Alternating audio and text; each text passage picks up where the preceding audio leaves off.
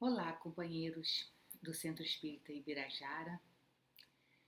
Que Jesus abençoe, ilumine essas nossas reflexões, em que hoje conversaremos um pouquinho sobre uma parte da introdução do Evangelho segundo o Espiritismo, que tem por título A Autoridade da Doutrina Espírita. Muitas vezes nós desconsideramos, essas introduções, esses prólogos dos livros, mas existe sempre uma razão para alguma fala inicial. E aí eu fiquei relendo esse pedacinho para a gente conversar hoje e eu estava vendo como que essa parte nos sensibiliza para alguns desafios que Kardec encarou naquela época. Eu fiquei tentando voltar no tempo e ver que como foi desafiador, como foi o momento era desafiador e como que ele foi corajoso de encarar, de assumir aquela missão. E fiquei pensando se aquele amor que ele dedicou desde o primeiro momento a toda essa gama de conhecimentos que lhe chegavam, essas novidades todas para aquela época, o que nós temos feito com a doutrina? Será que nós temos tido esse mesmo envolvimento na divulgação e no abraçar da doutrina que Kardec demonstrou e nos deixou de exemplo?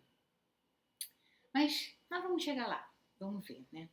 Nesse trechinho, ele começa falando de como que a doutrina espírita não era a concepção de um homem só. Ele fala da grandeza disso ter sido trazido por vários espíritos simultaneamente. Por que grandeza? Porque eliminou aquela possibilidade de crítica de que aquilo fosse uma opinião pessoal de alguém estabelecendo uma nova filosofia ou uma nova religião.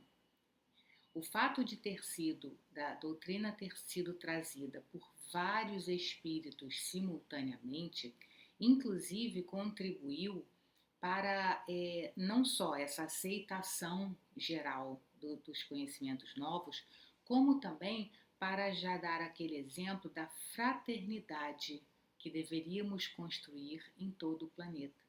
Porque foi um conhecimento trazido independente de raça, independente de religião, independente de filosofia, independente de nacionalidade. Então, os médiuns que trabalharam na época da codificação eram de todos os pontos do globo e, portanto, sem qualquer marca ou traço de preferencialismo, se é que se pode dizer assim.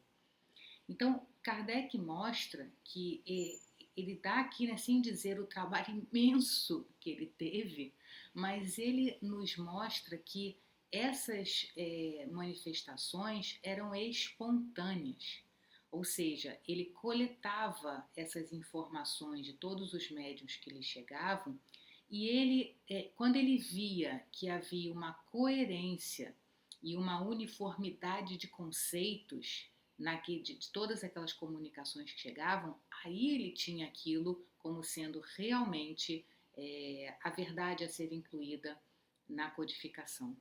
Porque com isso ele eliminava a possibilidade da influência até dos conceitos do médium ou a influência de algum espírito zombeteiro que quisesse influenciar negativamente nessa construção de novos conceitos.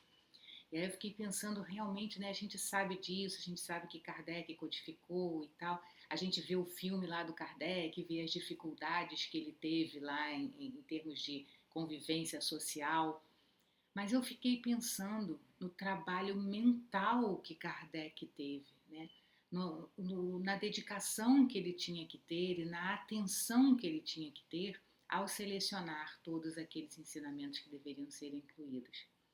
E aí ele fala que o fato dessas ideias terem vindo generalizadas ao redor do mundo fazia com que isso fosse uma garantia para todo mundo desta universalidade.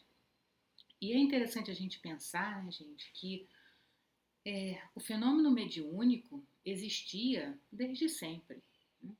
É, a gente tem relatos dos grupos primitivos em que eles tinham aquela pessoa que era o mensageiro de Deus, eram os oráculos, eram os sábios, né? Dependendo da tribo, dependendo do grupo étnico, eles chamavam de uma determinada coisa, mas o fato é que existia, a gente tem notícias, né, de existirem em todas as comunidades uma ou outra pessoa que era responsável pelo contato com receber aquelas mensagens, digamos, sobrenaturais. O que era isso? Senão um movimento mediúnico, né? Provavelmente aquele que tinha uma mediunidade mais ostensiva e que interpretava as mensagens do mais além de acordo com a sua possibilidade cultural naquele momento. Mas a questão é que o fenômeno mediúnico sempre existiu. Mas foi marcada a época em que o espiritismo deveria ser trazido à humanidade. E nesse momento, toda a espiritualidade se uniu, se conclamou a todos aqueles que deveriam trabalhar neste momento de trazer esta mensagem para a humanidade. E aí a gente vê que como que chamou a atenção de todo mundo, porque enquanto era aquela coisa individual, era uma coisa meio particular daquela comunidade, ou daquela tribo, ou daquela, enfim, daquele grupamento social. Na hora em que isso ganhou proporções mundiais, o quanto que não se chamou atenção para a vida espiritual. Seguindo, né, Kardec chama a atenção de que nem sempre essa mensagem foi aceita da parte dos encarnados com essa mesma finalidade universal que a espiritualidade trazia. Como a gente já sabe, né? Quer dizer, agora a gente já sabe. Isso é muito importante também, que muitas vezes a gente fala assim, como a gente sabe agora. Naquela época, nada se sabia do mundo espiritual.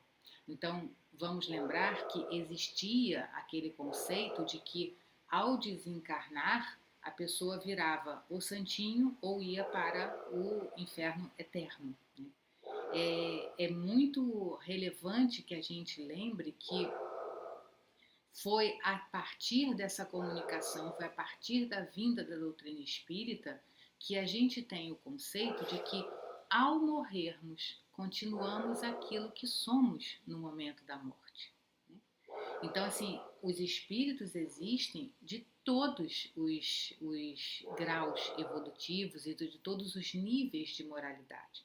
Assim na Terra como no céu, digamos assim, né? Então, ou seja, tanto os encarnados quanto os desencarnados estão em processo evolutivo e há espíritos já mais voltados para o bem e espíritos ainda mais distantes dessa realidade. Então ele diz que naquele momento, alguns homens, ou seja, os espíritos encarnados, viram naquela novidade uma forma de se dar bem. Então, procuravam médiums até para saber dos benefícios, né? Isso Kardec fala muito bem, de forma muito bonita, classuda, né? Como ele era, mas assim, bastante crítica, lá na Revista Espírita, quando ele também comenta essa parte aqui da introdução do livro do Evangelho, ele comenta na Revista Espírita que alguns procuravam os médiuns para saber de que direcionamento dar a empresas, a investimentos financeiros, para terem retornos materiais, para se dar bem, né? Como a gente fala hoje em dia. E muitas vezes encontravam ressonância, claro, né? Porque o semelhante atrai semelhante no caso da espiritualidade.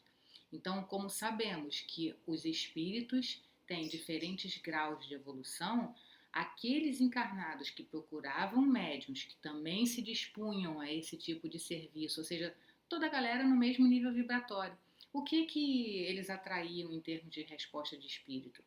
Um espírito que tivesse naquele padrão também. Então, assim, muitas pessoas, e aí o que acontecia? Se davam mal, né? Que nem sempre aquilo ia acontecer. Então, algumas críticas começaram a surgir também por causa dessas pessoas que não se davam bem e aí achavam que então aquilo tudo era balela, que se fosse o espírito, porque achavam que aquele espírito, se era espírito, tinha que ser conhecedor, sábio, né? E se o espírito tinha dado uma dica errada, então é porque não tinha espírito nenhum, tinha sido só o médico, aquilo tudo era fake, né?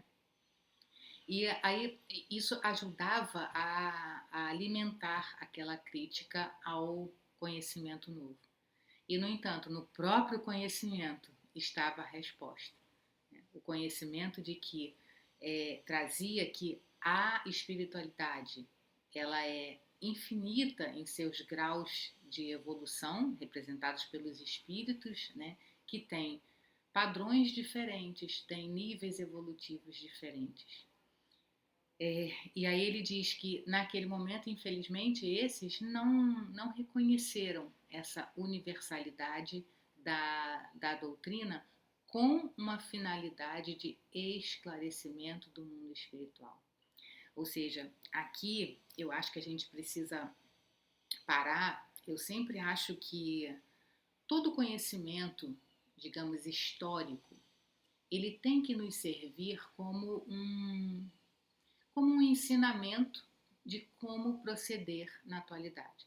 Ou seja, a história ela não existe só para nos entreter, para que tenhamos o conhecimento daquilo que aconteceu, mas que num momento para frente, já mais amadurecidos, possamos olhar para trás e ver pelo relato histórico o que precisávamos, né, ou o que poderíamos ter feito de diferente.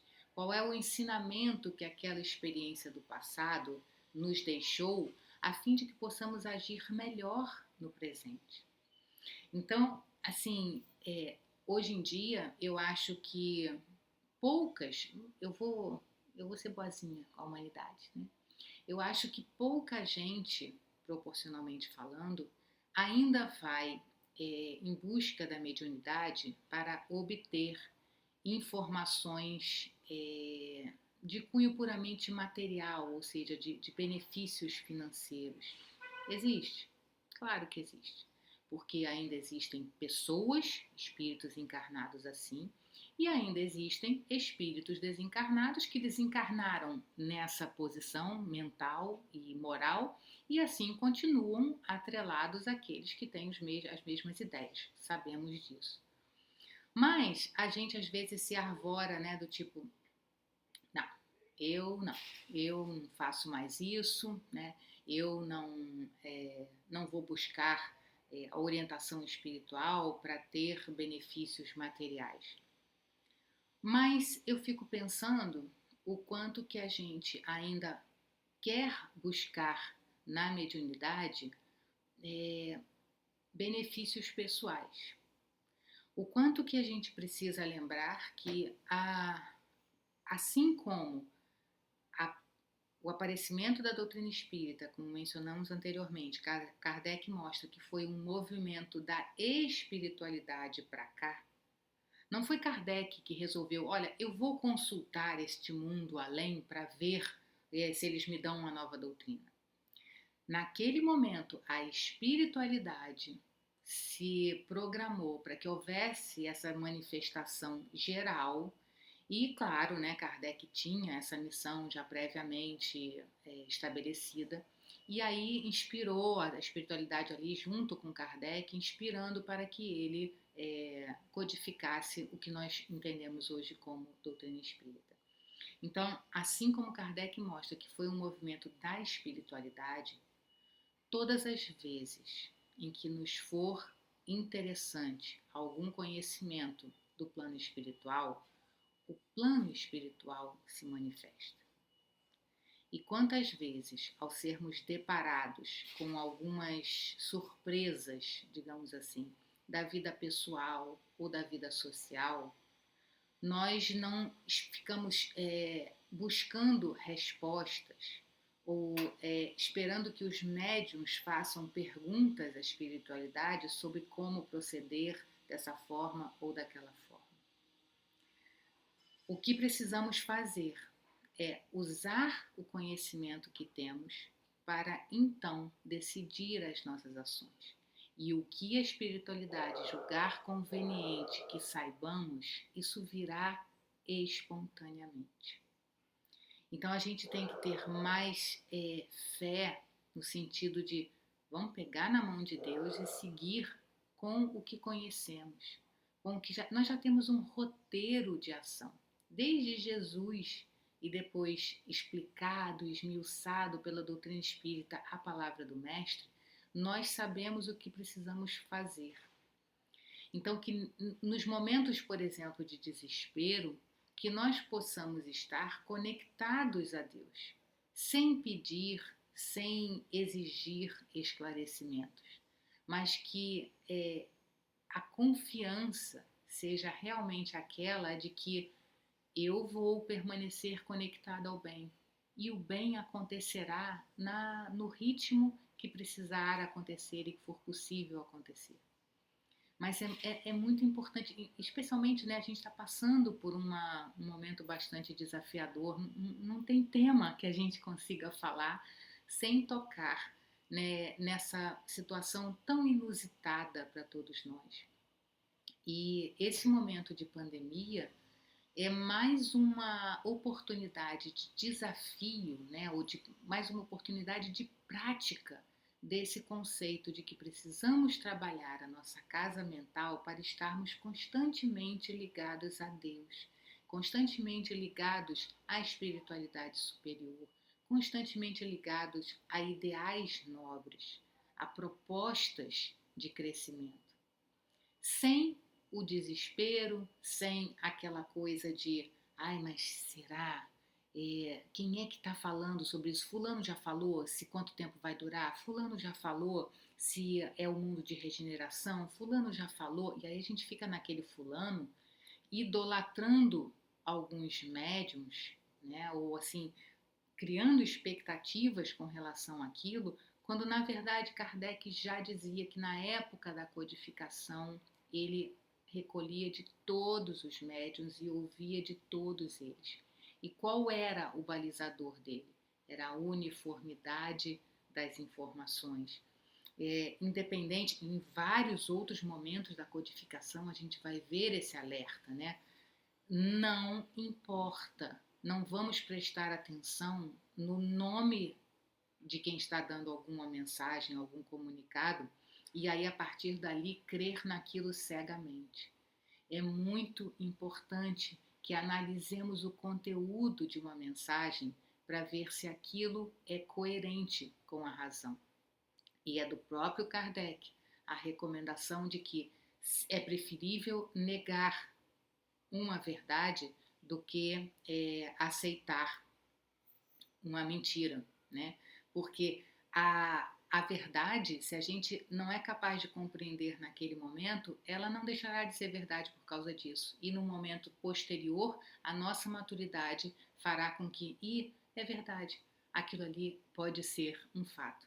E aí a gente passa a crer naquilo que a gente negou. Mas quando a gente aceita uma mentira, aquilo pode nos fazer agir de formas a ter consequências que são muito mais dolorosas, muito mais complexas depois da gente se corrigir.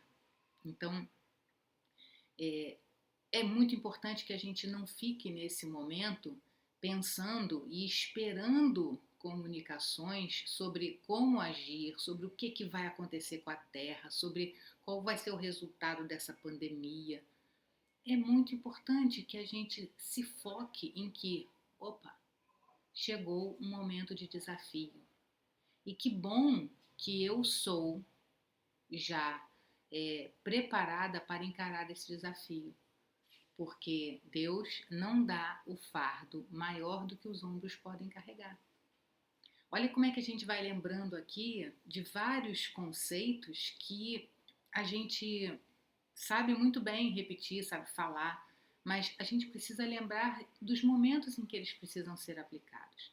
Então, que nessa hora sejamos aqueles que realmente sabem que Jesus está no leme, que Deus está no comando de absolutamente tudo e que não nos importa saber quanto tempo vai durar, ou por que isso está acontecendo, ou quem é que vai se dar bem, quem é que não vai se dar bem, quem é que fica no planeta, quem é que não fica no planeta. O que nos importa é observar os ensinamentos que já temos e exercitar essa imensa orientação que já temos há tanto tempo, mantendo a confiança irrestrita de que precisamos fazer a nossa parte e o resto nos será acrescentado. E aí, finalizando aqui, deixa eu voltar aqui. Kardec chama a atenção também de que aquele que quiser se opor à corrente de ideias estabelecidas poderia causar uma pequena perturbação local, nunca, porém, dominar o conjunto, mesmo no presente, nem ainda menos no futuro. Então, assim, a gente vê aqui outra recomendação, né, sutil e tal, mas que a gente pega e diz, quando a gente fica apavorado com todas as mensagens negativas daqueles que querem se opor ao que quer que seja o caminho do bem, eles não terão permanência. Eles podem causar, como ele diz aqui, uma pequena perturbação local. Mas se nos mantivermos firmes no nos propósitos do bem, essa perturbação será momentânea. E ele diz, né, nunca vai dominar o conjunto, mesmo no presente e nem ainda menos no futuro. E olha como é verdade, quando eu falei que a gente precisa olhar para trás e ver como era aquele ensinamento e o que a gente pode tirar para agora, a gente percebe que a doutrina resistiu. Kardec persistiu no trabalho sério, honesto. Kardec e todos aqueles médiuns anônimos que persistiram naquela tarefa e conseguiram trazer, codificar a doutrina que está aí até hoje. Então, apesar daquelas pequenas perturbações iniciais, a doutrina persistiu. Por quê? Porque era a verdade, porque era um movimento coordenado da espiritualidade para que naquele momento recebêssemos aquele conhecimento. Então a doutrina persistiu. Olha o exemplo também do que a gente precisa fazer. Não é porque a gente, mesmo dentro da própria doutrina, né, gente, às vezes eu fico pensando quantas vezes pessoas, dentro delas, elas estão pensando que estão colaborando com a doutrina, estão colaborando com o movimento dentro de uma determinada casa espírita e estão fazendo algum tumulto, alguma perturbação, porque dentro do seu egoísmo querem que as coisas sejam da forma como pensam que deva ser, porque não são capazes de entender que ali há um grupo de espíritos encarnados em evolução e que, portanto, ainda estão sujeitos a falhas, a erros.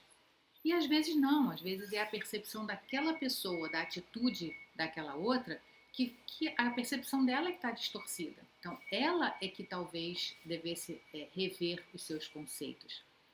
Mas causa aquela pequena perturbação local, momentânea.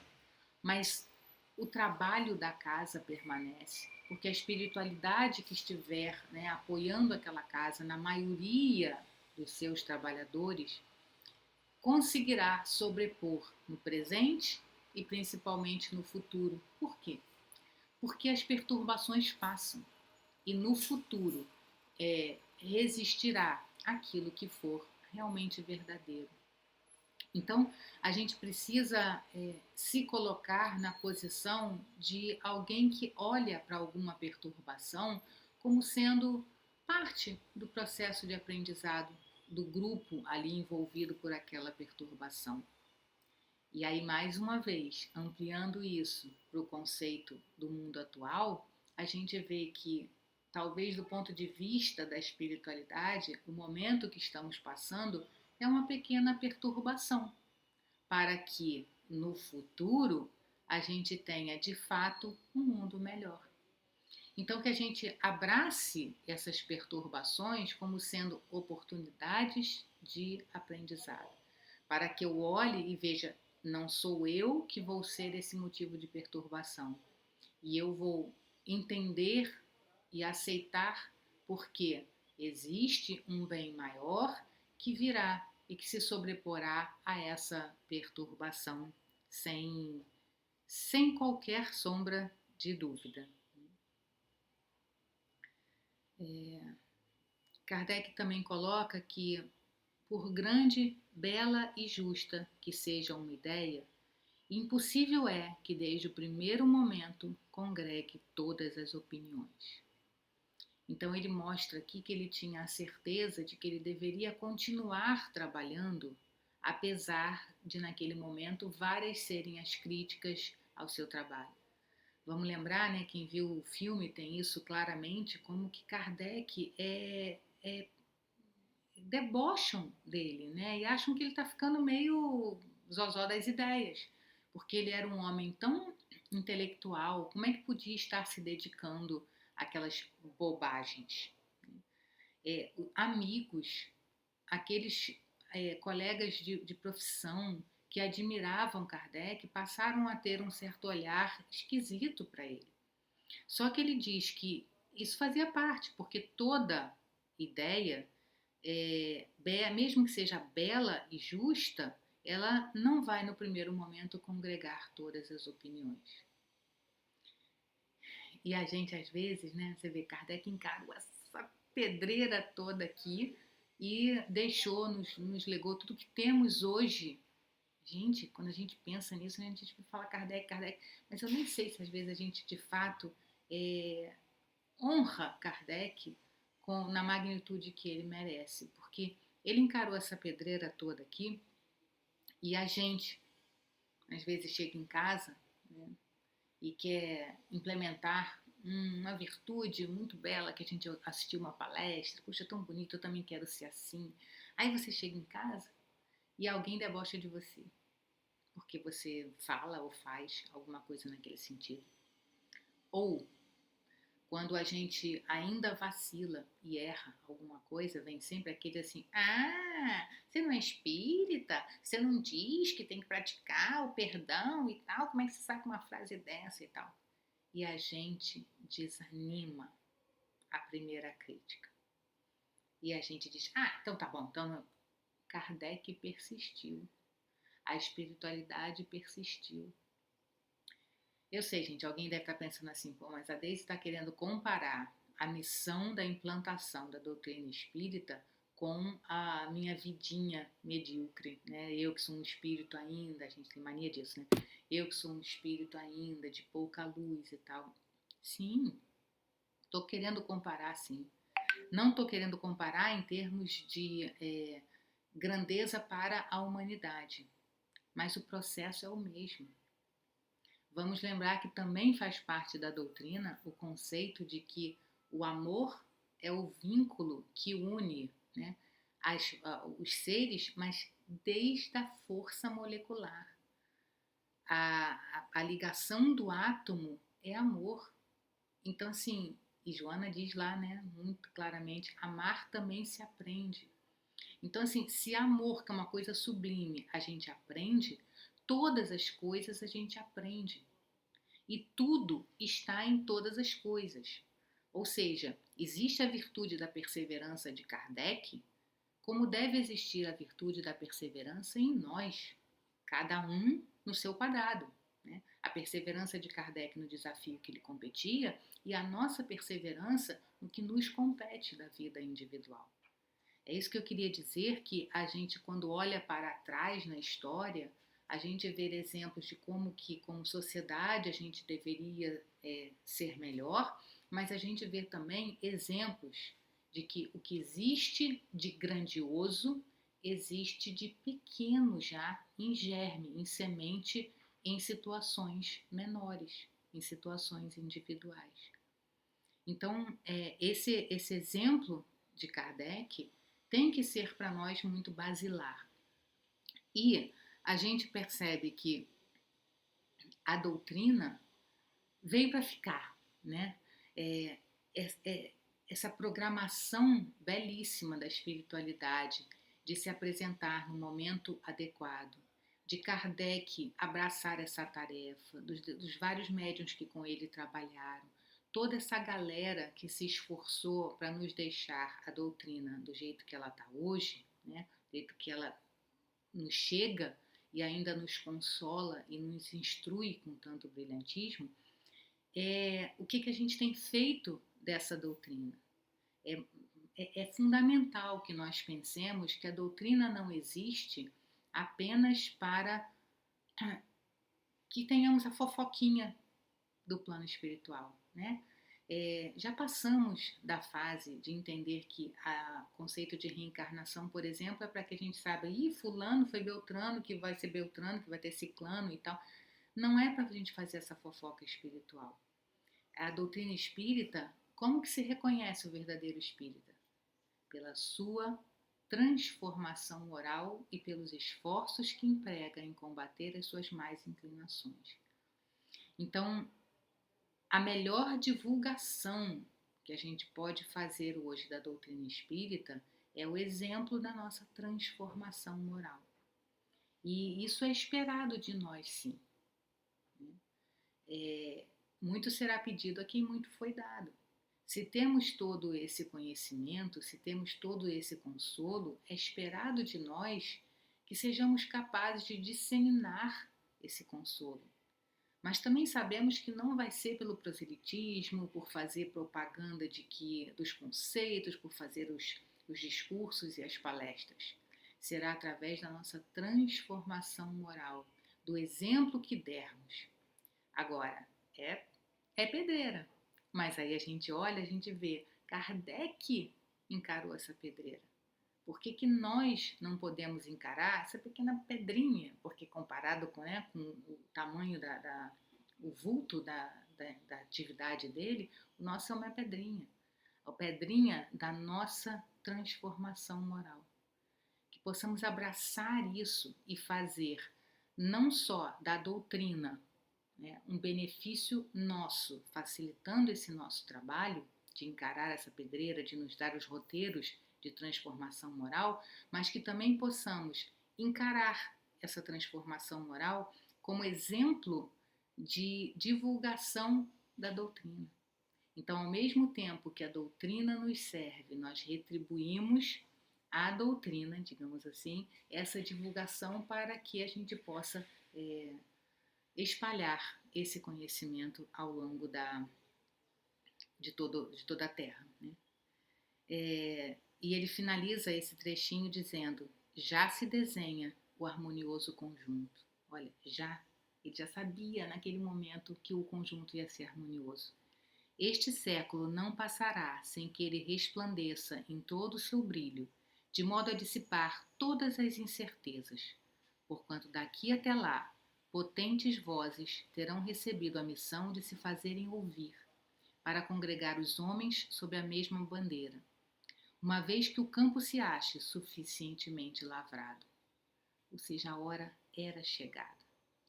Enquanto isso se não dá, aquele que flutue entre dois sistemas opostos pode observar em que sentido se forma a opinião geral.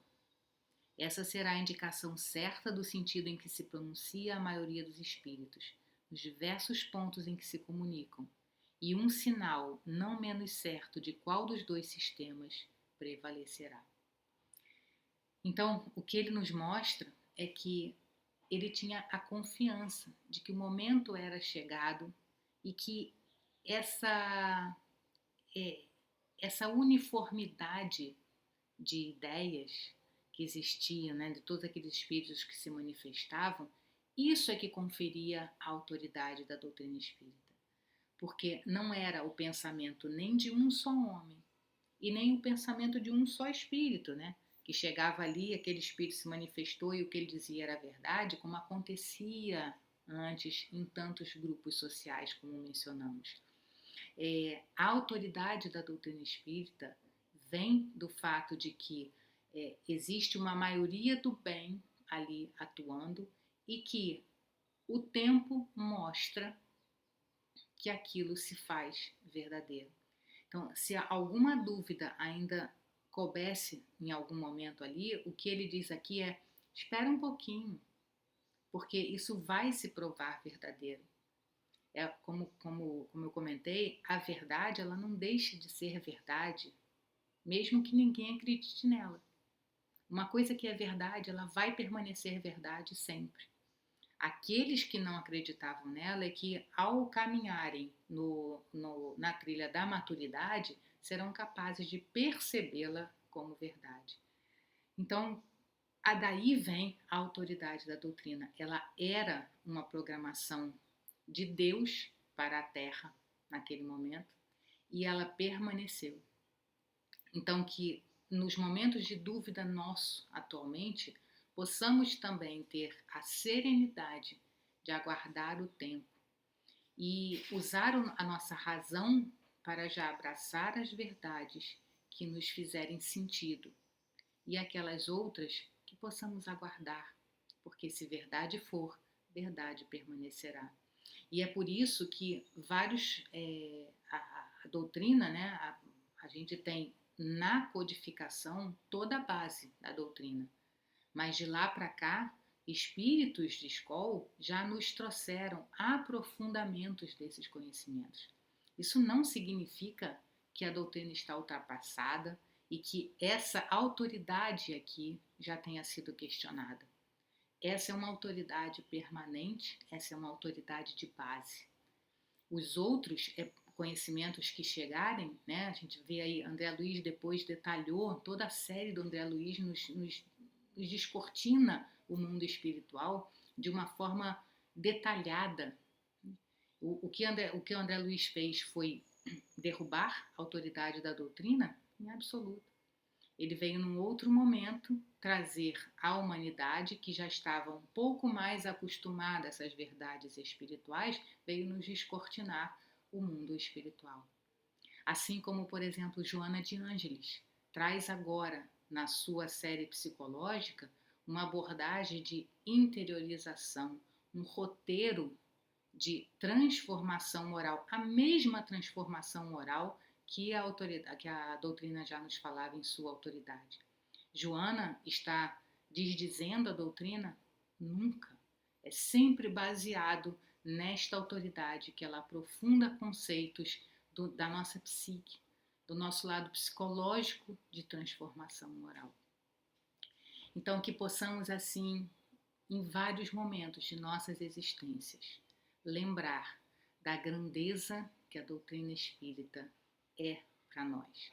Que possamos lembrar do esforço que Kardec e tantos iniciadores desse movimento tiveram e que, acima de tudo, possamos lembrar da autoridade deste conhecimento que permaneceu conosco esse tempo todo, se provando verdade e apenas acumulando. Mas que possamos reconhecer essa autoridade no que ela vem propor, que é a nossa transformação moral. E não a autoridade no sentido de que somos a religião que detém a verdade. Porque o que ela vem nos ensinar é que a transformação moral é o mais importante, qualquer que seja a forma como a pessoa faça.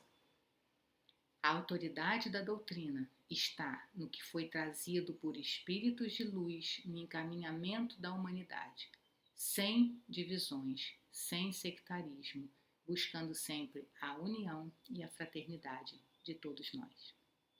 Que Jesus então abençoe os nossos propósitos de sermos melhores.